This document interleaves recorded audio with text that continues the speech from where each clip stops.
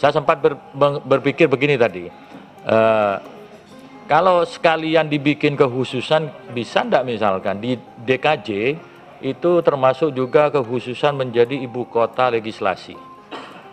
Sehingga kita konsentrasi ibu kota negara yang di IKN itu adalah ibu kota negara eksekutif gitu. Loh, presiden dong, kita setuju dengan undang-undang itu, kita yang bahas, kita yang menyetujui, kenapa nggak setuju? Nah, ini DPD setuju, pemerintah tetap berkeinginan bahwa kita akan pindah penuh semuanya ke sana.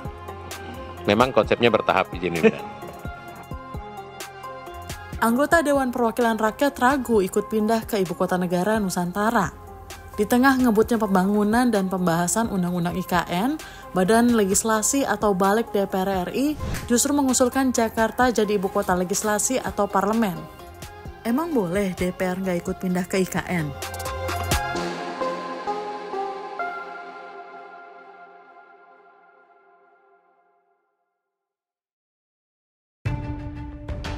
Persoalan ini bermula saat pemerintah dan DPR RI menggelar harmonisasi daftar inventarisasi masalah terkait RUU DKJ atau Daerah Khusus Jakarta pada Senin 18 Maret.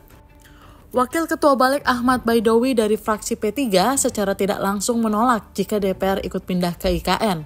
Legislator yang biasa disapa Awi itu menyebut transisi pemindahan ke IKN akan memakan waktu lama. Ia pun menyarankan agar kekhususan DKJ ditambah menjadi ibu kota parlemen atau ibu kota legislasi. Artinya, kegiatan DPR tetap berpusat di Jakarta, bukan di IKN. Enggak, ini kan untuk, kalau kayak gini, ini kan nggak jelas. Coba dicermati, ini sampai kapanpun bisa 100 tahun ini gitu.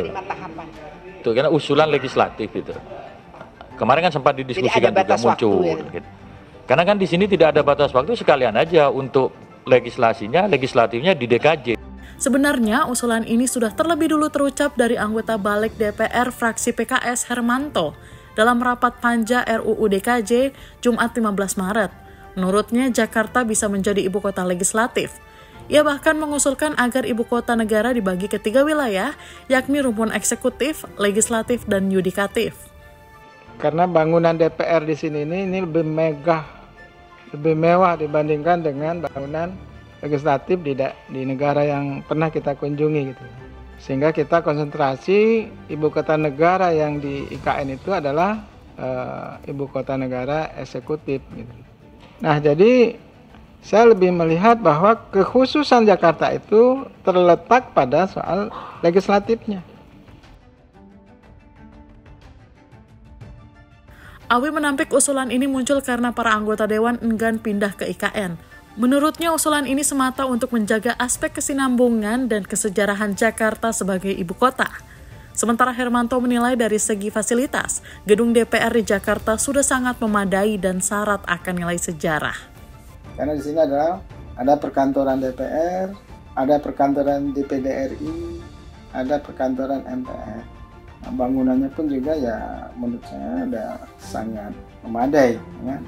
Jadi ini sebuah legacy dari sebuah historis, ya kan, dari lahirnya Indonesia merdeka, ya kan, dibangun sebuah gedung yang bersifat historis, yang gedung paripurna, ya. Itu kan sebuah peninggalan yang tidak bisa dibangun lagi di tempat yang lain gitu, ya. Nah, ini kan kita konversi, ya kan, kawasan Senayan gedung DPR ini ke IKN, kita juga setidak-tidaknya butuh lahan seluas ini, setidak-tidaknya untuk kompleks seperti ini, dan setidak-tidaknya juga perlu ada gedung yang modelnya seperti ini juga. Tentu kita kalkulasi anggaran berapa yang dibutuhkan untuk itu.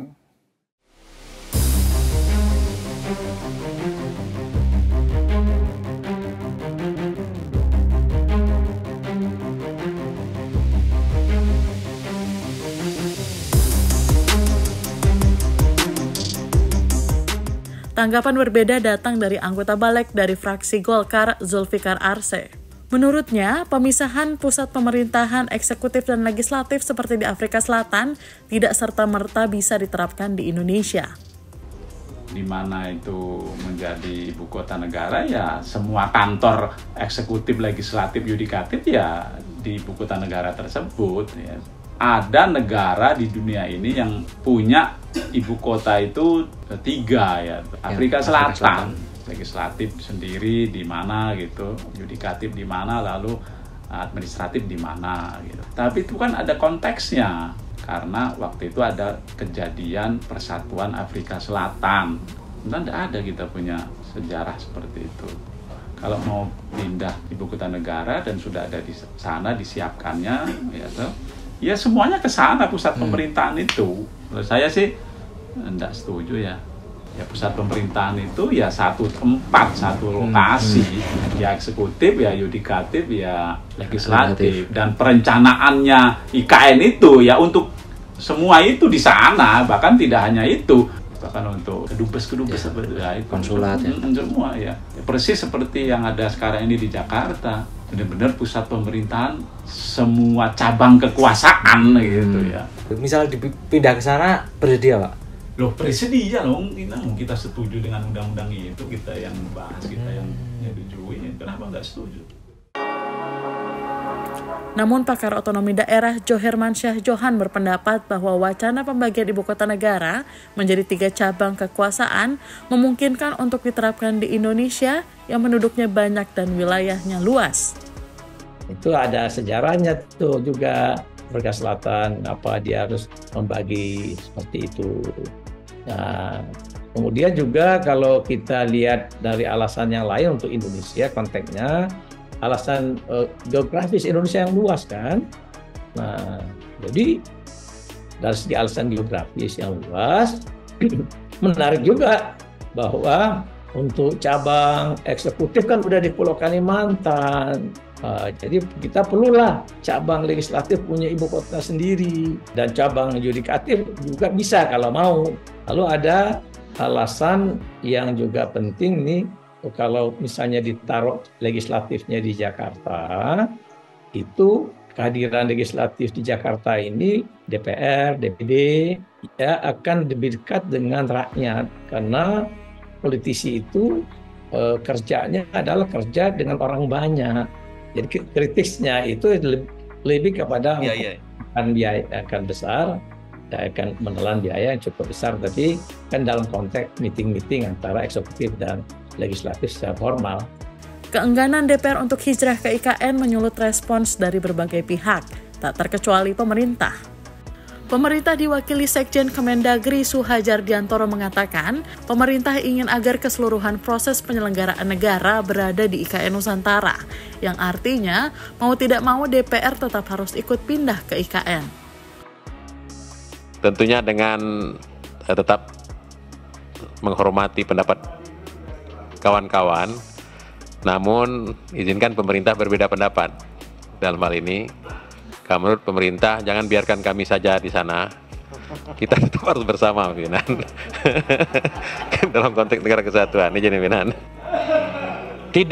Tidak membiarkan pemerintah di situ. Jadi aktivitas di keparlemenan ada juga di sana, tetapi fokusnya pusatnya di sini, di DKJ gitu. Nah, ini DPD setuju, DPD. Pemerintah tetap berkeinginan bahwa kita akan pindah penuh semuanya ke sana. Memang konsepnya bertahap, izin pimpinan. Sementara itu, Kepala Otorita IKN Bambang Susantono menyebut bahwa gedung Dewan Perwakilan Rakyat di IKN baru akan dibangun tahun 2025. Saat ini desain gedung parlemen di IKN sedang digarap oleh Kementerian Pekerjaan Umum dan Perumahan Rakyat. Setelah tawar-menawar anggota Dewan yang enggan ke IKN muncul ke permukaan, Awi mengklarifikasi pernyataannya. Ia menegaskan DPR akan tetap pindah ke IKN sesuai dengan undang-undang yang disepakati, dengan syarat sarana dan prasarana IKN harus sudah rampung dibangun. Adapun tahapan pemindahan IKN berdasarkan Undang-Undang IKN dibagi ke dalam 5 fase.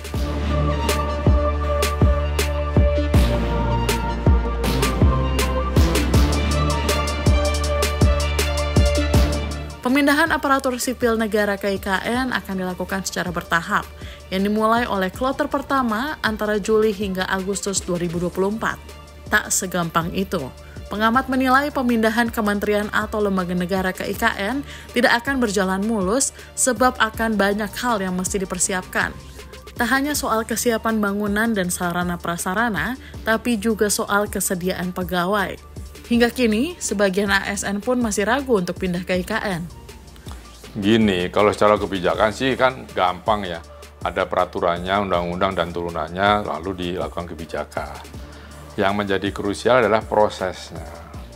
Ini daerah baru, jauh dari peradaban, dalam tanda kutip, dengan mohon maaf pada teman-teman di daerah itu perlu waktu. Manusia itu tidak bisa sudah mapan di satu tempat, coba Anda mapan di rumah Anda, sekarang suruh pindah. Kan harus cari rumah baru, tanahnya seperti apa, airnya gimana, tetangganya gimana, banjir, dan seterusnya. Itu kan nggak bisa buru-buru. Nah sama, untuk pindah mau kapanpun silahkan, tetapi tidak bisa buru-buru. Proses pembangunan Ibu Kota Negara Nusantara tahap 1 saat ini sudah mencapai 77%. Lantas, akankah IKN yang tengah dibangun ini ke depannya difungsikan secara penuh dan efisien oleh para pemangku kekuasaan, atau justru tersia-sia karena rasa enggan yang menggerogoti mereka?